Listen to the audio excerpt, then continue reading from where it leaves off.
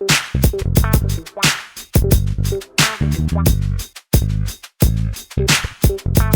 I'm Kevon Owen. This is Holly Shockley. She's with Thrive Christian Counseling, and we both do a lot of marriage counseling. Now, there's this thing that happens with couples, and that we're kind of shaping each other into who we're going to be. We're guiding the relationship, and so I see guys a lot who, because they don't want to fight, or maybe because things don't bother them until they do, they become passive and avoidant.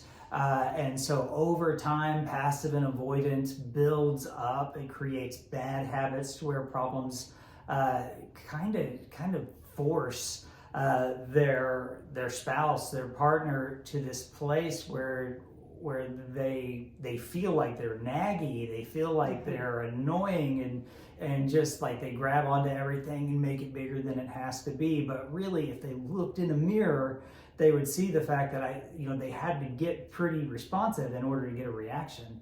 How do we help the passive avoidant man, or how do we understand the passive avoidant man? I think what women have to understand in the context of marriage is that the passive avoidant man, it doesn't mean they don't love you or care. So I hear that a lot in marriage counseling. Well, he must not care because he doesn't do what I say, or what I ask him to do when I ask him to do it. And there's this dynamic where I have to be kind of the parental figure to get him to do what I want him to do. And so the passive avoidant man has got to understand he has responsibility in the relationship.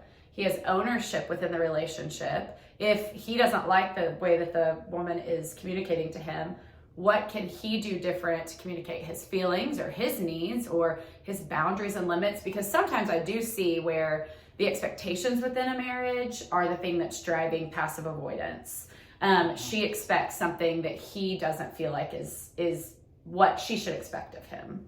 Right. Well, and as far as your passive avoidance goes, maybe things don't bother you as much as it bothers the other person. And if that's the case, you're less likely to be reactive about it. That's also a great way to justify it in your mind to keep it going as long as you want. Well, I wasn't bothered by that. But usually by the time you come see one of us, it's become a problem. How do we stay attentive to the fact that their perceived needs or actual needs is what's leading to the opposite side, which is overemphasizing and pushing and needing to really express that you're there, that's what your needs are.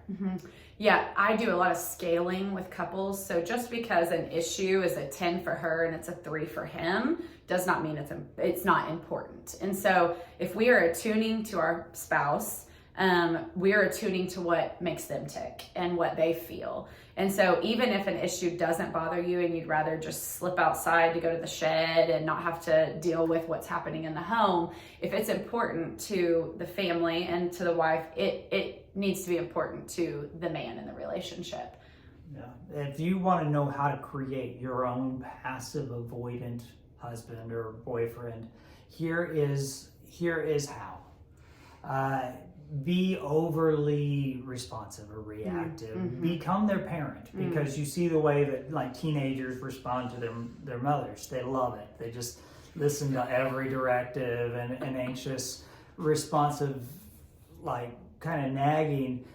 This is something that you can create. You can have just a terribly frustrating passive avoidant man. If you want to know how to create an overly anxious,